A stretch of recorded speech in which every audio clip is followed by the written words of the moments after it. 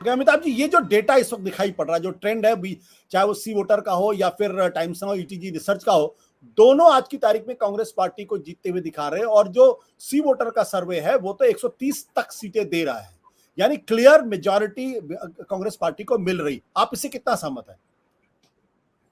देखिए, अभी तक के जो सर्वेस थे वो कांटे की टक्कर बताई जा रही थी और अभी भी कांटे की टक्कर ही बताई जा रही है सॉर्ट ऑफ, लेकिन उसमें एबीपी सी वोटर और ईटीजी ने एक तरफ से थोड़ा एज जो है वो अभी बीजेपी को, सॉरी कांग्रेस को दिया है। जब हम सीएम रेटिंग्स की बात कर रहे हैं तो एबीपी सी वोटर में तो कमलनाथ जी ऊपर हैं, लेकिन ईटीजी रिसर्च में दोनों की रेटिंग बराबर है। तो बीजेपी एक लीडरशिप कॉन्ड्री यहाँ पे फेस कर रही है, एक डिलेमा है। शिवराज अनपॉपुलर नहीं है, उनकी पॉपुलैरिटी कम हुई है और शिवराज बहुत सारे सर्वेज में कमलनाथ से ज्यादा पॉपुलर है, क्योंकि एक मास लीडर है शिवराज, आप चाहे जो भी कह लें आज भी। अब मध्य प्रदेश में Congress party structural issues face करती है। अगर आप 20 साल से किसी राज्य में सरकार में नहीं है तो आप यहां पर ऑर्गेनाइजेशनली कमजोर हैं। कोई भी सर्वे, या पिछली बार भी हम देख लें 2018 में जब 114 सीटें आई, सिंपल मेजॉरिटी आई नहीं, 15 साल की एंटी इनकम्बेंसी थी, आज 20 साल की। क्यों है कि 114, 120, 125 पे अटक रही है कांग्रेस आज की डेट में? हो सकता है कि अगर कर्नाटक जैसा साइलेंट वेव हो तो कुछ भी हो जाए, दैट इज अनदर मैटर। 74 सीटों पे कांग्रेस पार्टी यहां पे कभी जीती ही नहीं है पिछले 3 चुनाव, और 58 सीटों पे भाजपा हर बार जीती है 3 बार में से। यानी भाजपा जो प्रॉब्लम फेस करती है कर्नाटक में कि 50-60 सीटों पे तो वो है ही नहीं, जैसे ओल्ड मैसूरू क्षेत्र में, और उसको 112-13 सीटें जीतनी होती हैं 150-160 में से। इसीलिए भाजपा की आज तक वहां पे सिंपल मेजॉरिटी नहीं आई है। उसने सरकार बनाई है 2-3 बार जरूर।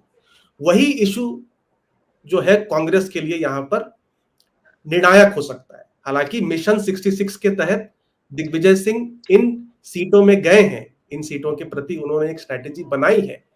मुझे जो सबसे बड़ा चैलेंज कांग्रेस पार्टी का लगता है कि एक्चुअली मैं थोड़ा विनोद जी की बात से यहां पे डिफर करता हूं, विद ड्यू रिस्पेक्ट। पिछली बार कांग्रेस ने सीट बाय सीट कॉन्टेस्ट लड़ा था और कंबाइंड लीडरशिप थी।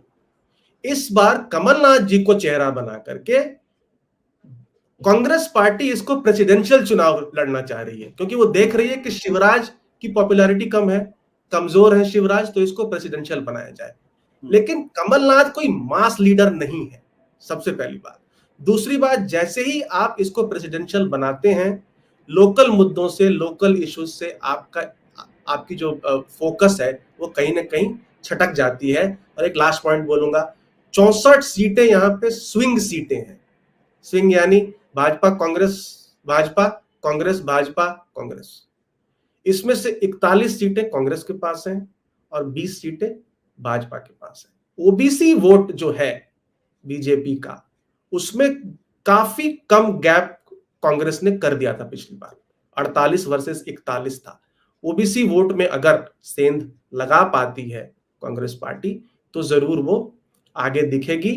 और एक बहुत बड़ा अंतर है, देखिए सर्वेज आपको डेप्थ में समझना पड़े, दोनों ही बोल रहे हैं कि कांग्रेस पार्टी आगे है, लेकिन एबीपी सी वोटर कह रहा है कि कांग्रेस पार्टी जो जीत रही है वो सिर्फ बघेलखंड और ग्वालियर चंबल की वजह से जीत रही है, और ईटीजी कहता है कि बघेलखंड और ग्वालियर चंबल में कांटे की टक्कर है, कांग्रेस जीत रहा है मालवा निमाड़। करेक्ट, तो एंटायरली डिफरेंट है, रिजल्ट खाली अलग है, एंटायरली डिफरेंट है। मैं तो कहूंगा कांटे की टक्कर है, किसी को नहीं पता है कि मध्य प्रदेश एक्चुअली कौन जीतेगा।